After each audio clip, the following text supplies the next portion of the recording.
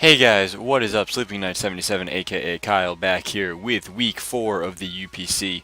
That was supposed to be up Monday, but I've been too lazy to record. So yeah, here it is, finally. We are going up against Kurt aka Point Blank of the Winnipeg Blue Blastoise. And he is in our division, so this is a very big matchup for us. He is rocking out with the Hydreigon, the Registeel, Mamoswine, Aromatisse, Mega Blastoise, and Heliolisk, and I'm rocking out with the Volcanion, Scolipede, Crocodile, Meloetta, Shaman, and Mega Banette. Now, if you look at the screen now, I would like to again thank Cressel Key for the awesome layout that she made. You can constantly see my team on the bottom of the screen there, see who I'm facing. I find it to be a very good layout, and I thank her from the bottom of my heart because she did a great job on this.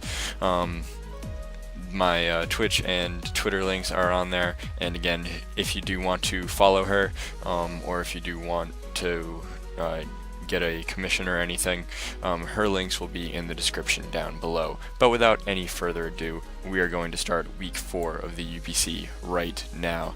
Now, Kurt is issuing a challenge, and he's going to lead out with his banana, which is the Heliolisk. Now, I lead Volcanion. Not good, not good. I was hoping he would overpredict here and maybe go for like a hidden power ice or something, predicting the Crocodile, but he doesn't. He just goes for the safe Volt Switch, and it does a lot of damage to my Volcanion. However, I went for the Focus Blast, and he's going to send out his Nobunga, which is the Hydreigon. And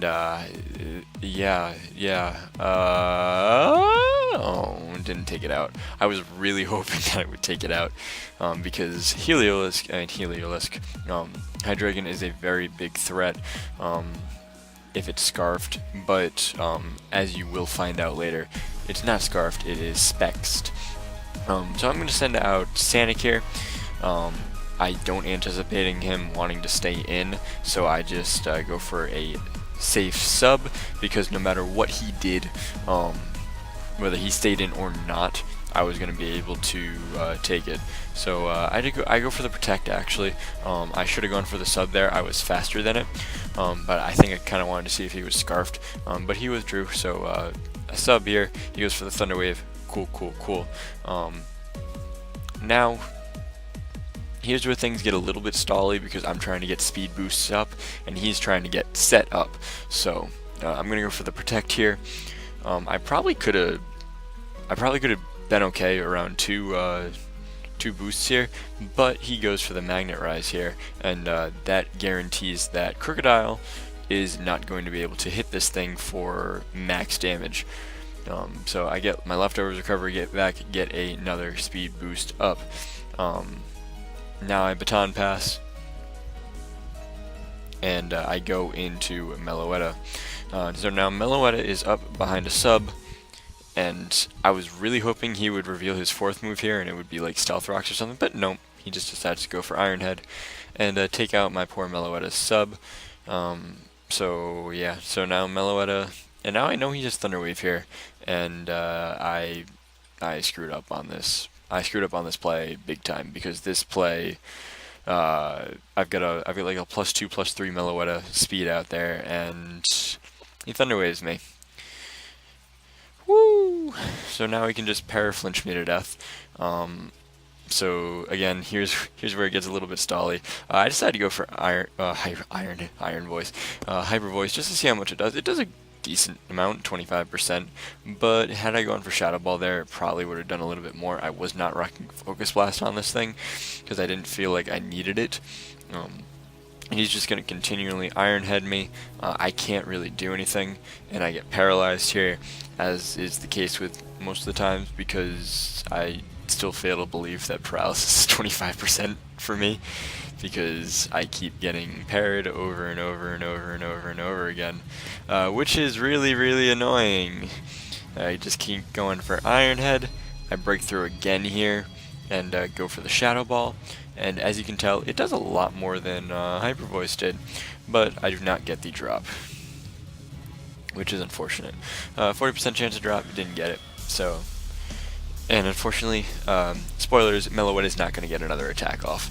He's going to go for Iron Head here, I get paralyzed. Lefties. Lefties. Now he's going to go for Stealth Rocks here. He's going to get his rocks up.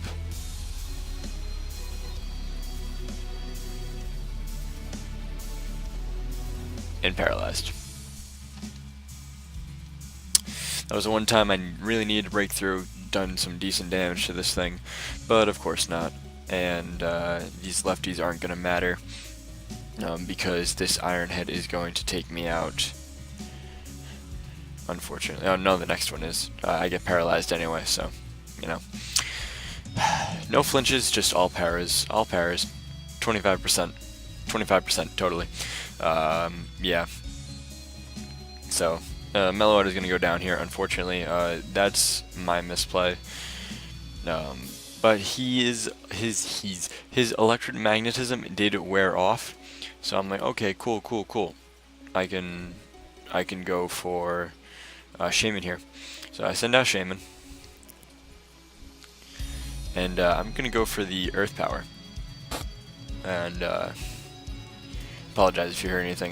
He's going to go out into his Hydreigon here, and I'm like, alright, well, if this thing is Scarfed, it's going to outspeed me. If not, then I get to kill it. And it's not Scarfed. I kill it with Air Slash and take Life Orb damage. And he sends out his Mamoswine, and I was like, alright, Ice Shard incoming, Ice Shard incoming. I'm gonna go for, no, Icicle Crash, he's Scarfed, because of course he is, you know? Why would I predict Scarfed Mamo? And he doesn't miss Icicle Crash, it takes out my Shaman, and that was a big hit. So I have to send out my Mega Banette here with priority, and yeah, it's Choice Scarfed. It's definitely Choice Scarfed. So he's going to send out his banana here. Predicting the Ghost move, I think. I could have Will-O-Wisped here, and had I Will-O-Wisped, this thing probably would have gone down to the Sucker Punch this turn. But instead I went for Sucker Punch. I go for Will-O-Wisp here, and burn it.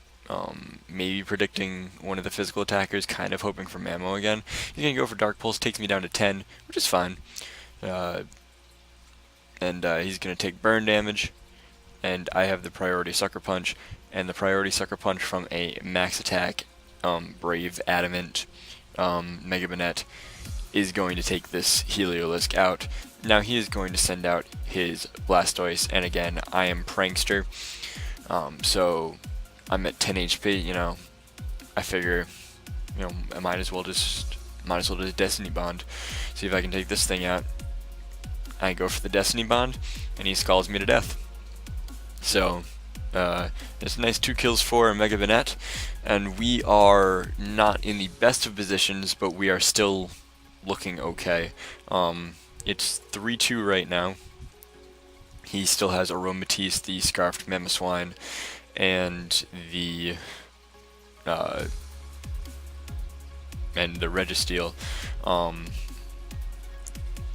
Now I go into Scolipede here, figuring it's my best play. I'm gonna protect, see what he wants to go for. He's gonna go for the Earthquake, and that's actually a pretty good play on his part. I am going to try and get damage on this thing, because I know the more damage I can do to this thing, then the more damage I can do later on with Low Kick or Earthquake from the Crocodile. Since I was Scarf Crook, that Earthquake takes me down to 12, which is huge. I'm like, okay, so I don't really need Scolipede anymore. I'm Scarfed, I'm faster than this Mamoswine. Had I Baton Passed here, it probably would have been a better play. But he goes for the, I think he goes for the Magnet Rise on this turn anyway. So I only would have gotten 1 Earthquake off before I would have had to switch back out into Scolipede, which is unfortunate. But and Scolipede would have gone down to the rocks, and he still would have had Electromagnetism, and I would have had to go for the Low Kick. But just kind of stalwart here to try and get me back up to the yellow, get back up to 42 HP.